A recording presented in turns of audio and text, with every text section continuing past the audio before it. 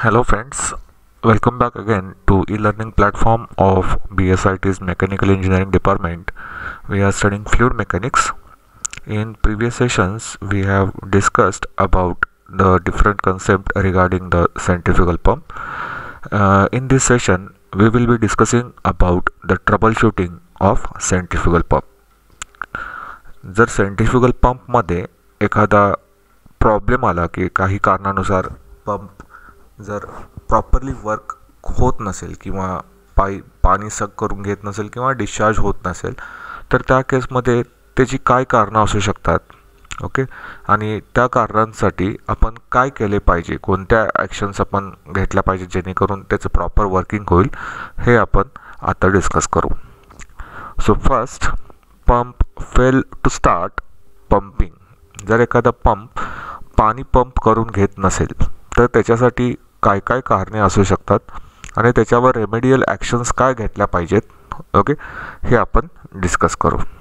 So पहिलं reason आहे pump may not be properly primed. Okay, आता प्राइमिंग म्हणजे आपल्याला माहिती आहे की सेंट्रिफ्युगल पंपचा सक्शन पाईपचा पोर्शन असेल, केसिंगचा पोर्शन असेल किंवा डिलिव्हरी पाईपचा up to the delivery valve जो काही पोर्शन असेल किंवा पॅसेज असेल, हा पॅसेजमधील एअर रिमूव्ह करण्यासाठी आपल्याला त्याच्यामध्ये एक्सटर्नल सोर्समधून पाणी भरावं लागतं.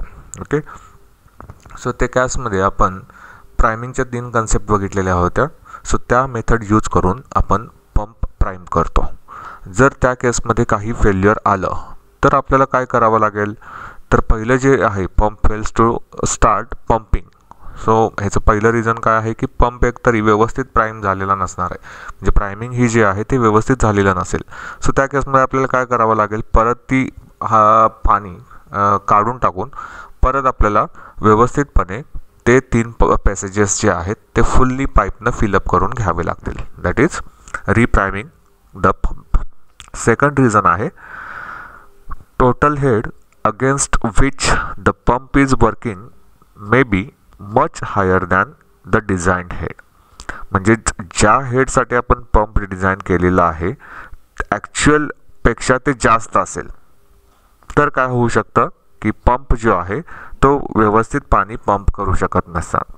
म्हणजेच काय की सपोज डिझाईन हेड आहे 15 मीटर आणि टोटल हेड जर 20 मीटर असेल तर त्या केसमध्ये पंप पाणी किंवा पंपिंग करू शकणार नाही. मग त्या केसमध्ये काय करावे लागेल तर check the head with accurate vacuum and pressure gauges and reduce the head or change the pump. So त्या केसमध्ये तुम्हाला काय करावं लागेल की हेड ॲक्युरेट व्हॅक्यूम आणि प्रेशर गेजसाठी चेक करावं लागेल, हेड आपल्याला कमी करावं लागेल किंवा या दोन्ही गोष्टी पॉसिबल नसेल तर तो पंपच चेंज केला पाहिजे.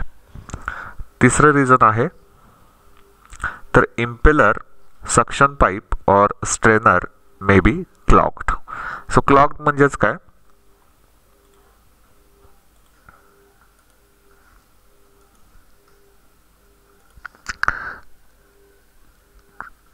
इम्पेलर जे आहे, सक्शन पाईप आहे किंवा स्ट्रेनर जे आहे ह्याच्यामध्ये काहीतरी कचरा अडकल्यामुळं ते अडथळा निर्माण करतं. त्या केसमध्ये आपल्याला काय करावं लागेल, क्लीन दीज पार्ट्स. हे जे तिन्ही पार्ट्स आहेत इम्पेलर, सक्शन पाईप आणि स्ट्रेनर हे आपल्याला क्लीन करून घेतले पाहिजेत. नेक्स्ट आहे impeller may be rotating in the wrong direction. Okay, so कधी असं होतं की पोलॅरिटीमुळं जे काही इलेक्ट्रिक सप्लाय आहे त्याच्या पोलॅरिटीमुळं जर इम्पेलर क्लॉकवाईज फिरणं गरजेचं असेल तर त्या केसमध्ये तो अँटी क्लॉकवाईज डिरेक्शनमध्ये फिरायला चालू होतो. सो त्या केसमध्ये तुम्ही जर डिरेक्शन चेंज करून तो प्रॉपर डिरेक्शनला इम्पेलरची रोटेशन आहे की नाही हे चेक केलं पाहिजे. That is change the direction of the rotation. Next आहे suction lift may be too high. So कधी कसं होतं की सक्शन लिफ्ट जी आहे म्हणजे पंपची कपॅसिटी सक्शन करण्याची एक 5 मीटर असेल आणि ती जर 7 मीटर 8 मीटर वगैरे असेल तर त्या केसमध्ये पंप हा व्यवस्थित पंपिंग करू शकत नाही. त्यावेळी आपल्याला काय करावं लागेल, जे काही सक्शन हेड आहे किंवा सक्शन लिफ्ट आहे ते आपल्याला रेड्यूस करावे लागेल. आणि स्पीड मे बी लो. सो कधी काय होतं की इम्पेलरचं स्पीड हे कमी असतं. सो त्या केसमध्ये आपल्याला स्पीड वाढवावं लागेल. ओके, सो हा आपला पहिला पॉईंट होता की ज्याच्यामध्ये आपण pump fails to start pumping. जर एखादा पंप पंपिंग करण्यासाठी असमर्थ असेल तर काय केलं पाहिजे. दुसरी केस आहे pump is not working at required capacity. म्हणजेच काय की एखाद्या पंपची कपॅसिटी सपोज की 15 मीटर हेड इतकी गेन करण्याची कपॅसिटी असेल आणि तो जर करत नसेल तर त्या केसमध्ये काय रिझन असू शकतात आणि आपल्याला काय रेमेडियल ॲक्शन्स घ्यावे लागतील. सो फर्स्ट केस आहे leakage of air into the pump. Okay, so त्या केसमध्ये आपल्याला काय करावं लागेल की कधी कधी काय होतं की जिथं असेंब्ली असते की आपण सक्शन पाईपचं फिटिंग करतो, डिलिव्हरी पाईपचं फिटिंग करतो आणि हे फिटिंग जे आहे ते नटबोल्टनं आपण करतो. सो त्या केसमध्ये काय होतं की थोडंसं इम्प्रॉपर फिटिंग झाल्यामुळं तर एअर लीक होण्याचे चान्सेस असतात. सो त्यामुळं काय होतं की ॲक्च्युअलमध्ये जितका पंपची कपॅसिटीनं हेड अवेलेबल किंवा हेडला प्रेशर वॉटर लिफ्ट व्हायला पाहिजे तेवढं होत नाही. मग त्या केसमध्ये काय करणं गरजेचं आहे तर प्लग द लिकेज म्हणजे आपल्याला ते लिकेज काढून घेणं गरजेचं आहे. Some parts may be damaged due to excessive wear and tear. So आता याच्यामध्ये जर बघितलं तर इम्पेलर हा रोटेटिंग पार्ट आहे, शाफ्टसाठी आपण बेरिंग यूज करतो. सो हे पार्ट जे आहेत ते एकमेकाच्या कॉन्टॅक्टमध्ये आल्यामुळं विअर अँड टिअर होण्याचे चान्सेस असतात. सो त्या केसमध्ये जे काही parts that are damaged due to the wear and tear that should be replaced by the new parts. Okay, next आहे पंप स्टॉप्स वर्किंग. सो त्याच्यासाठी फर्स्ट रिझन आहे presence of air in the suction pipeline. Okay, so कधी कधी कसं होतं की excessive air असल्यामुळं pump हा स्टार्टच होत नाही. ओके, सो त्या केसमध्ये आपल्याला काय करावं लागेल तर remove the air by priming and plug the air entry. म्हणजेच आपल्याला प्रायमिंग करून पूर्णपणे एअर रिमूव्ह केली पाहिजे आणि जी काही एअरची एंट्री जिथून होत असेल ती एंट्री आपल्याला बंद करावी लागेल. नेक्स्ट आहे हाय सक्शन लिफ्ट. जसं आपण प्रिव्हियसली बोललेलो होतो की जरी पंप व्यवस्थित स्टार्ट होत नसेल किंवा वर्क होत नसेल तरीसुद्धा सक्शन लिफ्ट जी आहे ती कमी करणे गरजेची आहे. नेक्स्ट आहे pump has very low efficiency or pump takes too much power. म्हणजेच काय की कधी कधी जास्त एनर्जी तो कन्झ्युम करतो. सो त्या केसमध्ये काय होतं की इफिशियन्सी कमी होते. म्हणजेच काय की सपोज आपल्याला एखाद्या डिलिव्हरी हेडमधून 1000 लिटर डिस्चार्ज 15 मिनटामध्ये व्हायला पाहिजे तर होत नाही. म्हणजेच 1000च्या ऐवजी तो मे बी 800 किंवा 900 लिटर इतका डिस्चार्ज होतो किंवा डिलिव्हरी हेडला आपल्याला वॉटरचा सप्लाय मिळतो.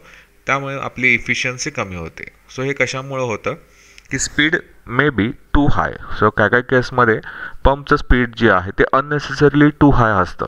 सो त्या केसमध्ये काय करावं लागेल तर स्पीड आपल्याला रिड्यूस करणं गरजेचं आहे.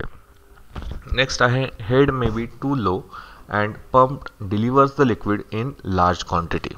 सो कधी कधी असं होतं की हेड कमी आहे आणि लार्ज क्वांटिटीमध्ये आपल्याला डिस्चार्ज होतो. सो त्या केसमध्ये आपल्याला काय करावं लागेल की डिस्चार्ज रिड्यूस करावा लागेल ऑर चेंज द पंप. म्हणजे मगाशी आपण काय करत होतो हेड आपल्याला कमी होत होता त्यामुळं कपॅसिटी जास्त कमी होती आणि हेड जास्त होता. म्हणजे 15 मीटरसाठी आपण 10 मीटरचा वगैरे पंप यूज केलेला होता. म्हणजे जनरली हॉर्स पॉवरमध्ये ते मेजर करतात.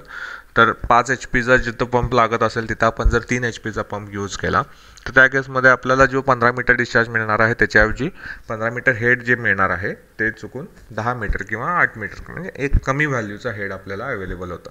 सो त्या केसमध्ये आपल्याला काय करावं लागेल तर reduce the discharge or change the pump. म्हणजे आपल्याला पंप हा चेंज करावा लागेल. नेक्स्ट आहे pump may be rotating in wrong direction. So हे एक इफिशियन्सी कमी होण्याचं कारण आहे जे आपण पहिल्यांदा सुद्धा बघितलेलं आहे की जर पंप अपोजिट डिरेक्शनमध्ये म्हणजे जी काही प्रॉपर डिरेक्शन क्लॉकवाईज असेल आणि अँटी क्लॉकवाईज रोटेट होत असेल तर सक्शन हे होणारच नाही आहे प्रॉपरली. सो त्या केसमध्ये पण पंपची इफिशियन्सी कमी होऊ शकते. सो आपल्याला काय करावं लागेल the correct the direction of the rotation of pump. Okay, आणि लास्ट आहे shaft of the pump and motor may not be aligned properly. Okay, so कधी कधी काय होतं की डिसअलाइनमेंटमुळं जे काही प्रॉपर RPM गेन होणं गरजेचं आहे ते होऊ शकत नाही आणि जेणेकरून पंपची इफिशियन्सी कमी होते. सो त्या केसमध्ये तुम्हाला काय करावं लागेल the align the shaft of the pump and motor properly. So हे काही रिझन्स होते की ज्याच्यामुळे पंपमध्ये काही अडचणी येऊ शकतात आणि त्याच्यावरील आपण रेमेडियल ॲक्शन काय घ्यायला पाहिजेत ह्याच्याबद्दल आपण आता डिस्कस केलेलं आहे. नेक्स्ट आहे advantages of the centrifugal pump. First, the cost of centrifugal pump is less due to fewer parts. जर आपण सेंट्रिफ्युगल पंपचं कन्स्ट्रक्शन अँड वर्किंग बघितलं, सो कन्स्ट्रक्शनमध्ये फक्त 4च पार्ट्स आहेत. सो फ्युअर पार्ट्स असल्यामुळं त्याची कॉस्टिंग जी आहे ती कमी असते. Next, it is suitable for high discharge and small heads. आता सेंट्रिफ्युगल पंप जे आहेत ते जनरली कसं आहे की डिस्चार्ज हाय असतो, खरं स्मॉल हेडसाठी म्हणजे आपण घरी जर बघितलं तर ग्राउंड फ्लोअरवरून नेक्स्ट फ्लोअरला म्हणजे हार्डली आपल्याला एक 15 फूट इतकंच डिस्टन्स कवर करायचं असतं. सो त्या केसमध्ये आपल्याला डिस्चार्ज हाय मिळतो, खरं हेड हे कमी असतं. It requires smaller floor area and simple foundation. आपण जर बघितलं की छोटीशी मोटर असते त्यामुळे आपल्याला फ्लोअर एरिया जो असतो तो कमी असतो आणि फाउंडेशन काही करावं लागत नाही. फक्त कुठंतरी प्लेस जरी केली किंवा नटबोल्टनं जरी त्याचा बेस लाईट केला तरी आपलं ते काम करायला चालू करतं. नेक्स्ट आहे the installation and maintenance cost is low. जसं की आपण फक्त सप्लाय दिला की तो लगेच चालू होतो आणि एकदा काय चालू झाला की तो जनरली काही मेंटेनन्स त्याच्यामध्ये येत नाही. खूपच काही डॅमेज झालं तर एक थोड्या पिरियडनंतर त्याचं बेरिंग डॅमेज होऊ शकतं, खरं त्याला पण असं काही जास्त मेंटेनन्स नाही आहे. It can be used for lifting highly viscous liquids. Okay, so जसं की वॉटरसाठी आपण यूज करतो ते ऑइलसाठी सुद्धा यूज करू शकतो. The performance characteristics are superior. म्हणजे आपण प्रिव्हियसली परफॉर्मन्स कॅरेक्टरिस्टिक्स बघितल्या त्या चांगल्या पद्धतीने आपल्याला गेन होतात. Okay, so these are the advantages of centrifugal pump. So in next lecture we will see the construction working of reciprocating pump and other concept regarding to the reciprocating pump. Thank you.